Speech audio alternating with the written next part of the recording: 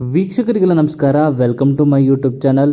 Colours Kannada ವಾಹಿನಿಯಲ್ಲಿ ಪ್ರಸಾರವಾಗುವಂತಹ ನನ್ನಮ್ಮ ಸೂಪರ್ ಸ್ಟಾರ್ ಹಾಗೂ ರಾಜಾರಾಣಿ ಶೋಗಳಲ್ಲಿ ನಿರೂಪಣೆ ಮಾಡುವಂತಹ ನಟಿ ಅನುಪಮಾ ಅವರ ಮನೆಯಲ್ಲಿ ವರಮಹಾಲಕ್ಷ್ಮಿ ಪೂಜೆಯನ್ನು ಸಖತ್ ಗ್ರ್ಯಾಂಡ್ ಆಗಿನೇ ಮಾಡಿದ್ದಾರೆ.